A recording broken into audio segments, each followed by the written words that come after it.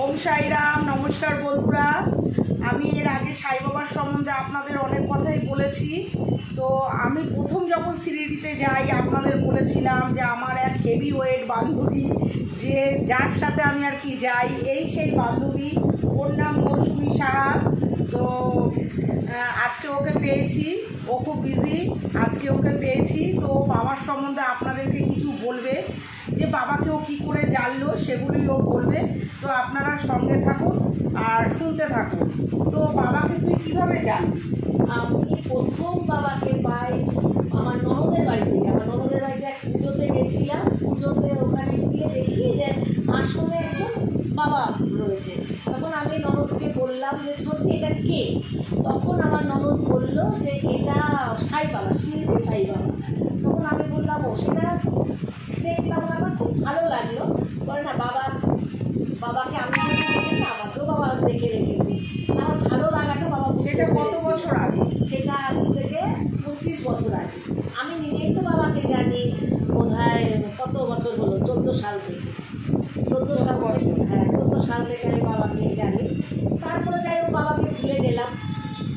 হ্যাঁ, তো যাই হোক বাবার সম্বন্ধে যদি এবার ছোট্ট করে কিছু বলিস, যে বাবাকে যখন তুই জানলি ননদের বাড়ি থেকে, তারপরে কিভাবে বাবার কাছে পৌঁছালি বা কিভাবে কি? আমার শ্বশুরবাড়ির পাড়ায় একজন আমার একটা বান্ধবী আছে। বান্ধবী হঠাৎ জানিস না এখানে একটা সাই কথায় কিছুই কথা না, কথায় বললো জানিস মৌসুমী এখানে একটা সাই বাবার মন্দির আছে। আর কোথায়, আমাকে নিয়ে যাবি?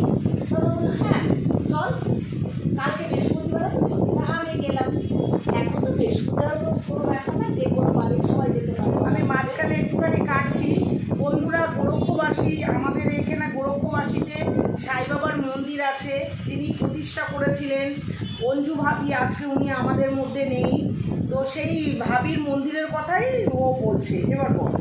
তখন বাবার মন্দিরে গেলাম। বাবার মন্দিরে গিয়ে প্রচণ্ড মানে ভালো লেগেছে। ভালো লাগাটা বোঝাতে পারবো না কাউকে আমি।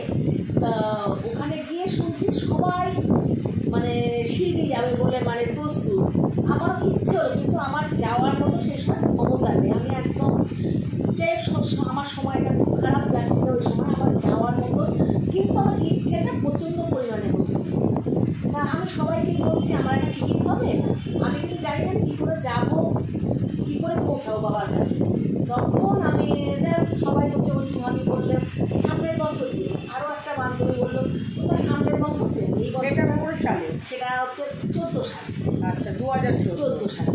তখন আমার মনটা ভীষণ খারাপ হয়ে গেল যে যাকে সবাই যাচ্ছে, আমার ইচ্ছেটা ভীষণ। বাবাকেও আমি জানিয়েছিলাম আমার ইচ্ছেটা, যে বাবা আমার এত ইচ্ছে করছে মানে সে বোঝাতে পারবো না।